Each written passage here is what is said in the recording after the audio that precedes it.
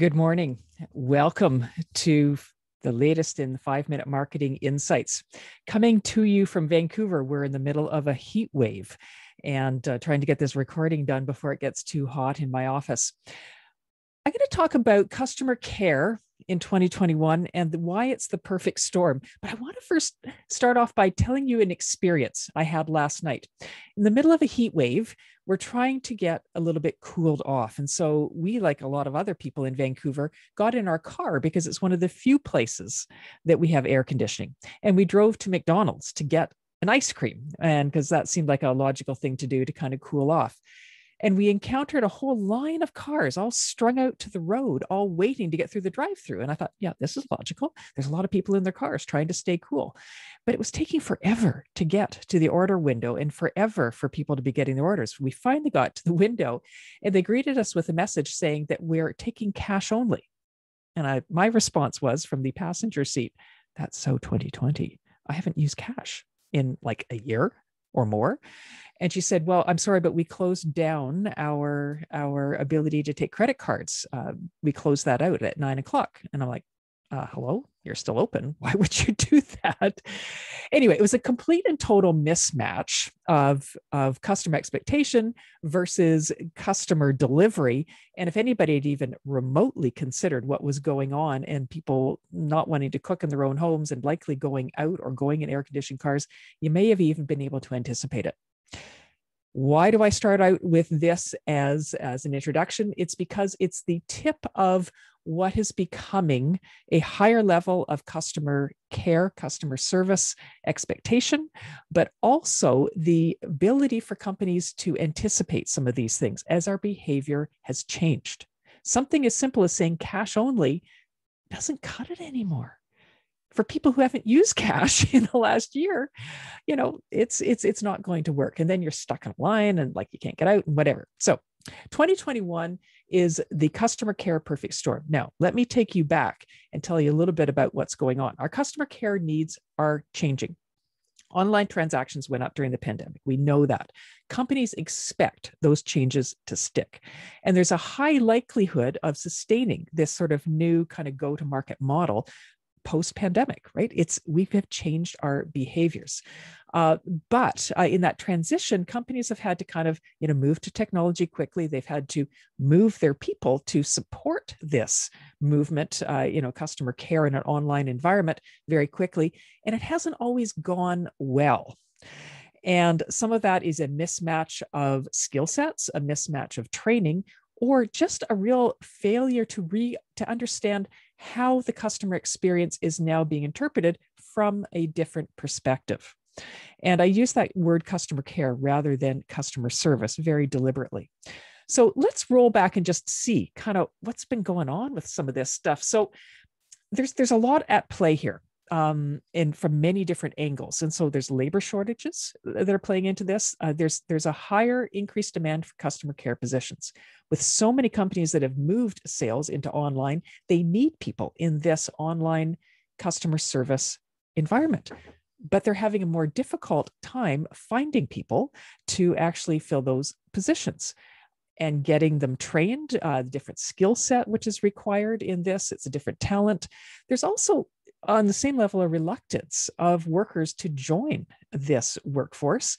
Part of it is due to kind of COVID and kind of reluctance, but it's also, some are just, there's been aid, CERB, there's been lots of things that have been available.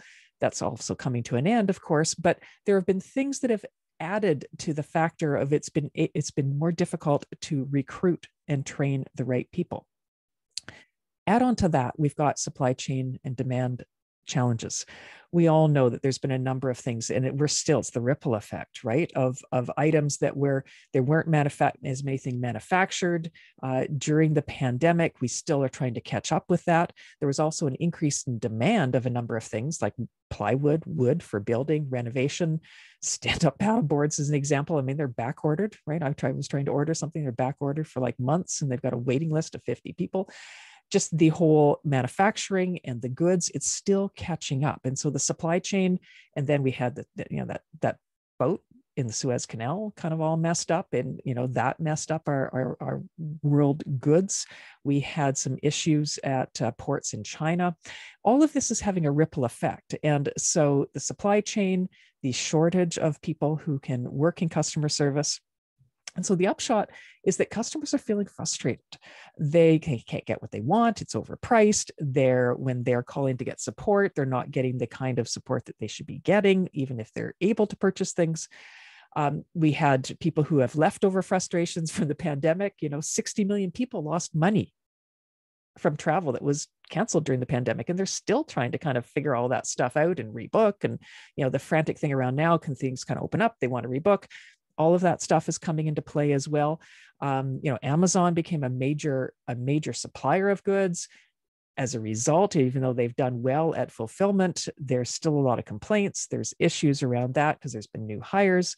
I know the U.S. Federal Trade Commission has had complaints double in the last year. And so, people are just angry. They're frustrated. And also there's also the whole psychological thing going on. It's like we've been forced into this weird kind of pandemic lifestyle. And now we're having even more weird stuff. People are having to kind of figure out how to socially interact with each other. So there's a lot of pressure on individuals as well at play, who are your customers, but also they're your employees, right? And so there's all of this stuff happening. So people are angry. They're frustrated. They're angry because they, can't talk to a person in some cases. They're being put on hold or being put on hold for too long. Sometimes there's rudeness, sometimes there's language issues, the lack of knowledge of the person that they're dealing with, going through a whole phone chain and still not getting, automated, not getting a resolution, slow response time, having to repeat the information every time you kind of go through one of these steps gets really frustrating as well. And then just agents either not empowered to resolve it, or taking too long, or having to go up the chain of command versus empowering somebody to make a decision. If it's worth less than $100, let them make the decision on the line right then, right? There's ways that you can deal with this stuff. Or agents using scripts, right? Cash was so 2020, agents using scripts is like, like 2010 or even before that, right? We can't do that anymore. And then also just not dealing with customers in their medium of choice. And I think this is going to actually kind of come out even more as we come out post-pandemic here, is that if I initiate a complaint or an inquiry, there's a channel there that I may have chosen. And so they want to be reciprocated in that channel. Or, or if they're like the millennials and they want to be able to get a response in an online social media environment. Yeah, because they want it to be resolved publicly, right? And so like there's a lot of different expectations here that are taking place that don't fit with the old rules that our customer service departments are often left playing by. Now, the cost of dealing with a disgruntled customer. The McKinsey report estimated that 2/3 of your marketing is being done without you by customers who are sharing information online through rating sites, through social media, and talking through digital word of mouth as well as real person word of mouth. Good old fashioned, marketing on your behalf. That 2/3 of that messaging is being controlled by them increasingly as disgruntled customers. That kind of sounds like they're doing your marketing for you to me, which means that customer care becomes a really, really important part of your marketing. So it's kind of the perfect storm, but it doesn't have to be. 95% of Americans and Canadians are willing to switch brands if they get bad customer service. A 5% increase in customer retention can boost your profits by between 25 and 85%. Again, it's McKinsey report research. And so what that shows is that not all complaints are negative. Sometimes if a complaint is dealt with well, that person actually becomes an advocate and a fan. And I think that, again, is a marketing opportunity. And so online customer care really is the marketing opportunity of 2021. Improved word of mouth, critical care that we can get, from these customer insights. As iOS 14 kind of rolls out, and all the kind of the inability to be able to get as much data on the back end of our social media as we used to be able to do, all of this stuff now is kind of right there in front of us in terms of comments and shares and various, things that are happening in an online environment. It's not buried in the analytics. It's right there for us to see.